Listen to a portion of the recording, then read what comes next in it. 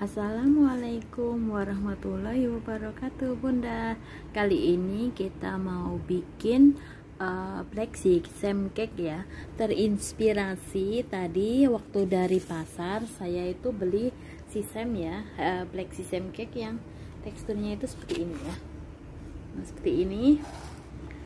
Nah, dia kan lebih tinggi ya. Ini kalau sudah dingin ya. Nah, dia itu teksturnya seperti ini ya, kenyal begitu ya. Nah, kemudian akhirnya saya membuat sendiri di rumah yang teksturnya itu seperti ini ya. Dia sama ya teksturnya, cuma ini masih hangat ya. Bila suka agak keras boleh ditambahin nanti bahannya, nanti saya tulis di description below ya. Nah, seperti ini. Kita tes rasanya ya. Dia itu wangi dari black sesame-nya itu benar-benar wangi ya. Nah, nikmat sekali ya. Wangi, sehat, sebab tidak menggunakan bahan pengembang apapun ya. Nah, seperti ini. Ini tadi ayah saya ya paling suka ya dia. Katanya enak. Dia bilangnya begini, kok baru sekarang bikin ini, you nggak tahu dari awal-awal ya, katanya begitu. Ya udah, untuk tahu gimana proses pembuatannya, ikutin videonya hingga selesai ya. Akhirul kalam, wassalamualaikum warahmatullahi wabarakatuh. Terima kasih.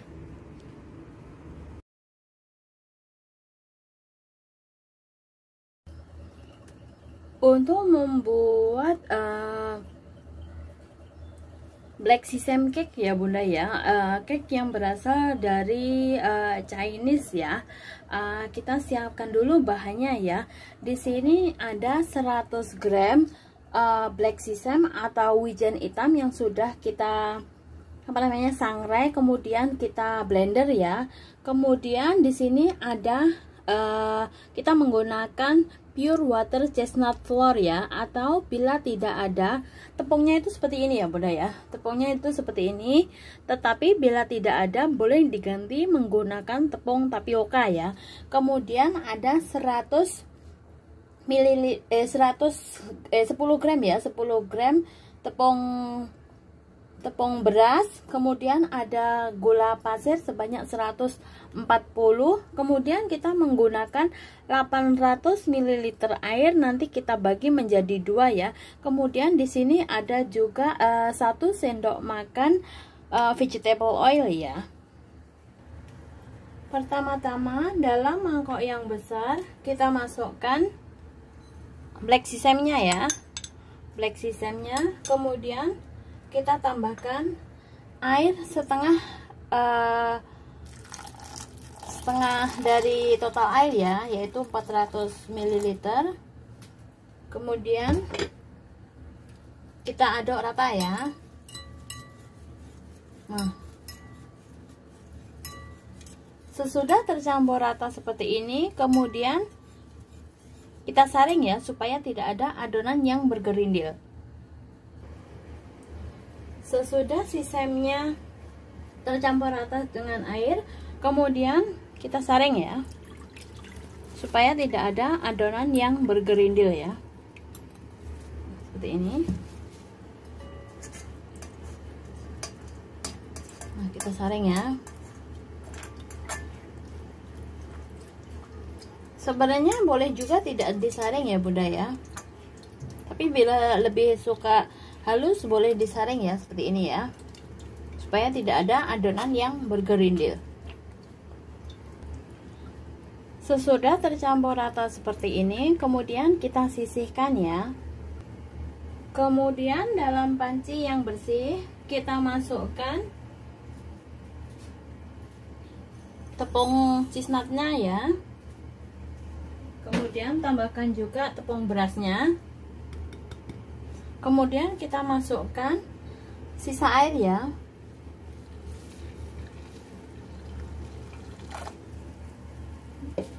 Setelah itu kita aduk rata ya. kita aduk rata. Nah, seperti ini. Biarkan dia larut ya Bunda ya. Nah, setelah chestnut powdernya larut, kemudian kita saring ya. Nah, kita saring ya.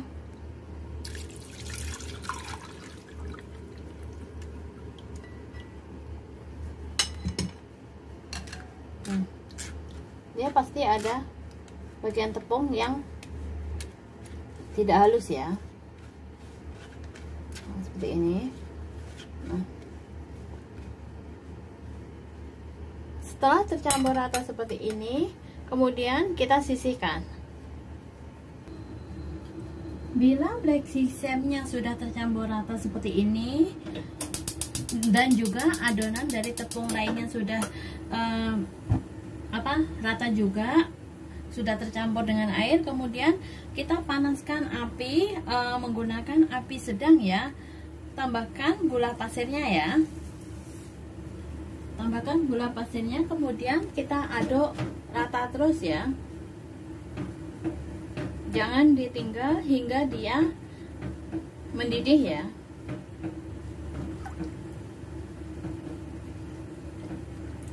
Supaya dia nanti matang merata dan kental merata ya.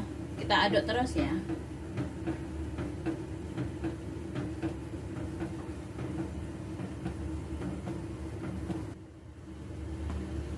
Nah, setelah black sesamnya mendidih seperti ini, kemudian kita masukkan campuran dari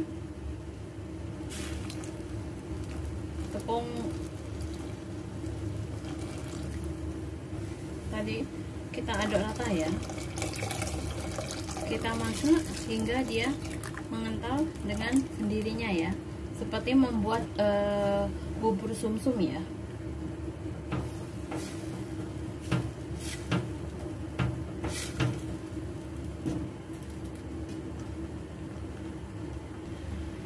Di proses ini kita aduk terus, jangan sampai ditinggal supaya dia matang merata ya.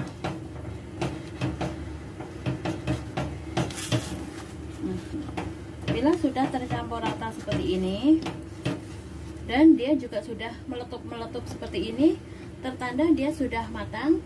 Kemudian kita tambahkan 1 sendok makan minyak sayur ya. Kemudian kita aduk rata lagi.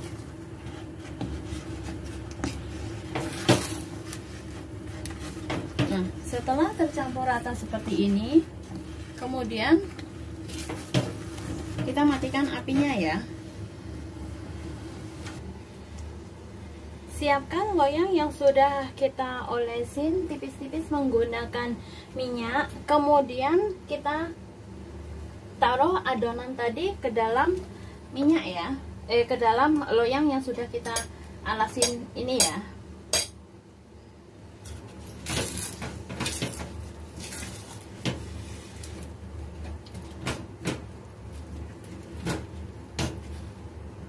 Panas ya Bunda ya, makanya kita harus hati-hati ya.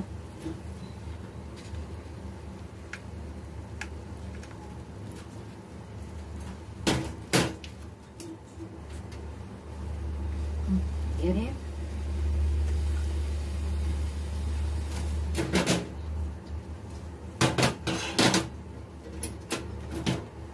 kemudian kita taruh ke loyang ya. Panas ya, hati-hati. Teksturnya itu seperti ini ya.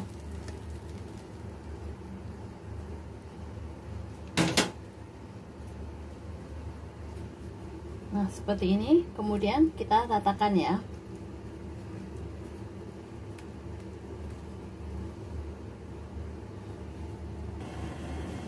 Sesudah adonan kita taruh di dalam loyang seperti ini, kemudian kita kukus adonan selama 30 menit menggunakan api sedang ya.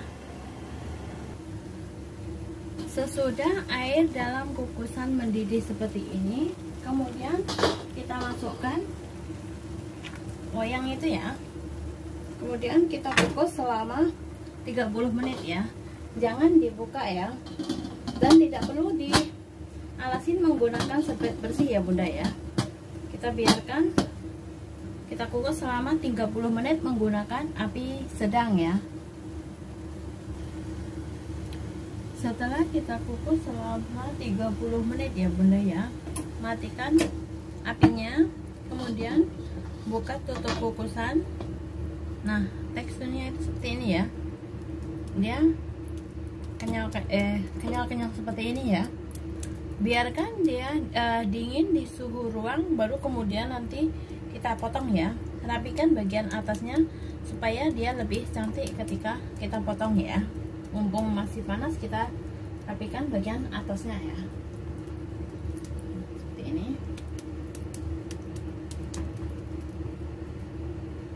Biarkan dingin dengan sendirinya ya. Terima kasih, semoga bermanfaat.